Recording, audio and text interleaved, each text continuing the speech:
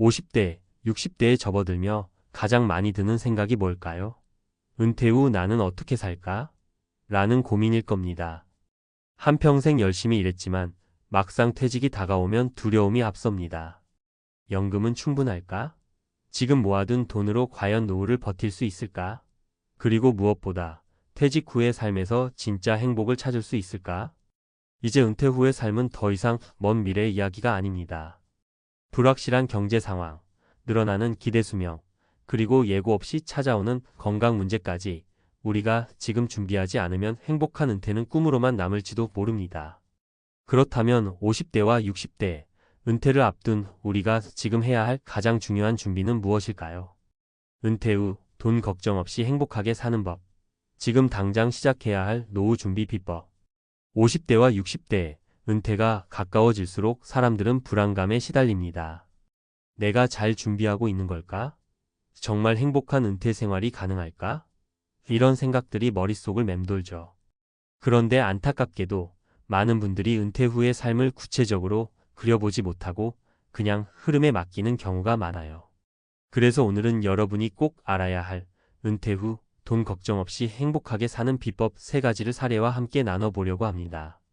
1. 지금부터 소비의 패턴을 바꿔라.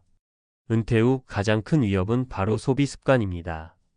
평생을 벌고 쓰던 방식으로 계속 살아가다 보면 아무리 큰 자산을 가지고 있어도 몇 년 안에 바닥날 수 있어요. 사례 1. 퇴직 후에도 명품만 고집했던 김 씨.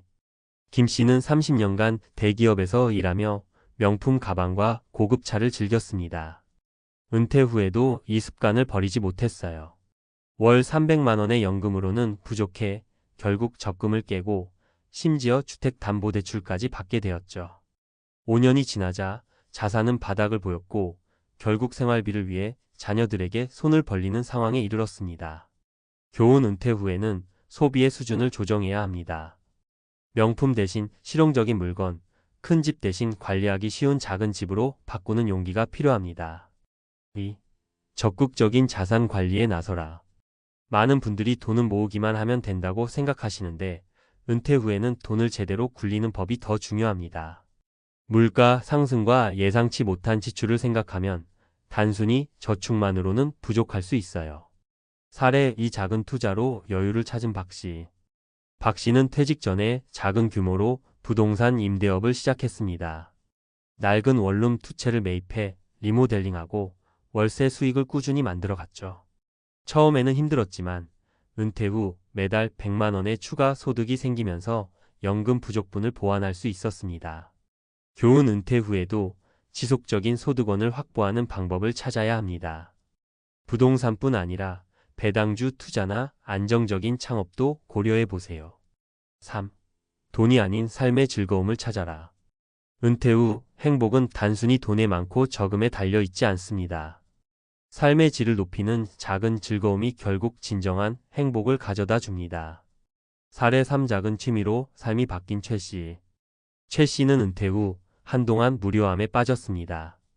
하지만 우연히 시작한 봉사활동과 동네 텃밭 가꾸기가 그의 삶을 완전히 바꿨죠. 이웃들과 함께 나눈 채소 한 바구니에 행복을 느꼈고 봉사활동으로 얻는 보람은 그 어떤 급여보다 값졌습니다. 교훈 은퇴 후에는 새로운 취미와 활동을 통해 삶의 만족도를 높여야 합니다. 돈이 없어도 누릴 수 있는 행복은 언제나 주변에 있습니다. 마무리하며 지금이 바로 준비할 시간. 은퇴 후의 삶은 하루아침에 바뀌지 않습니다. 지금부터 소비 습관을 바꾸고 자산 관리를 시작하며 작은 즐거움을 찾는 연습을 해야 해요. 오늘부터라도 노트를 꺼내 은퇴 후의 내 삶을 한번 구체적으로 그려보세요. 내가 살고 싶은 집, 하고 싶은 활동, 필요한 돈의 규모까지요. 50대와 60대, 우리에겐 아직 시간이 있습니다. 더 늦기 전에 준비를 시작하세요. 은퇴 후에도 돈 걱정 없이, 그리고 진짜 행복하게 사는 삶은 여러분의 손에 달려 있습니다.